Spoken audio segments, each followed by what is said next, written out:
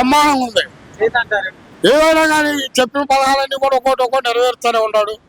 అన్ని అప్పుల్లో ఉన్నా కానీ గ్యాస్ బండ్లు ఇస్తున్నాడు. అన్ని అప్పుల్లో ఉన్నా కానీ వెనకాడతలేదు.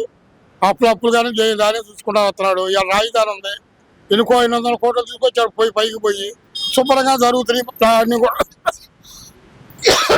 పనులు. ఈ రెండు ఒక చెట్టు బేగల ఎంత చెట్టు అది ఆ చెట్టు అయ్యింది. ఒక చెట్టు బేగల ఆ చెట్లు బేగటానికి చేసిన అప్పులకి ఇవన్నీ మరి వాడు కాబట్టి మొడికలు గట్టగా చదువుకొని తీసుకొస్తున్నాడు. ఏడాది పోయి పిక్కొచ్చారు. ఇప్పుడు అనే అప్పుల్లో ఉన్నా కానీ తెలివితేటలతో లాక్కొస్తున్నాడు ఆలోచన ఏదైనా కానీ. ఇక పులి చేతులు ఉంది. ఆ ముందు ఏమన్నా చేసిందా? 90 చంద్రబాబు అప్పటికే పూర్తి చేశాడుగా. 10 పైసలు నీ వాళ్ళు ఎందుకు కాలమని పులి చేతులు 10 పైసలకి నువ్వు ఎక్కేటప్పుడు ఉంది. ఆ 10 పైసలు ఎందుకు అలగాలి వల్ల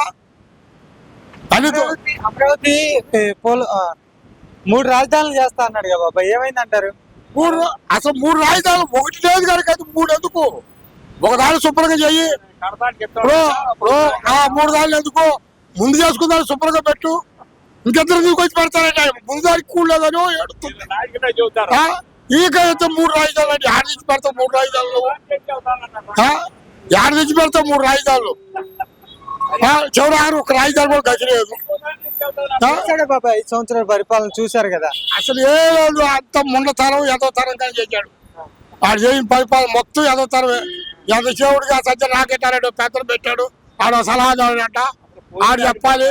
ఇంకో వచ్చి ఇంకో దాడి పెడతాడు. ఈ ముండే లేదా ఇక ఆడికి వచ్చారేమో తాడపిల్లి బ్యాలెన్స్ లో కూర్చొని కోట్లు ఖర్చు పెట్టి ఆడు చంపుతాడని బాగా బిల్డింగ్ ఎత్తి కోట్లు ఖర్చు పెట్టి కట్టాడు.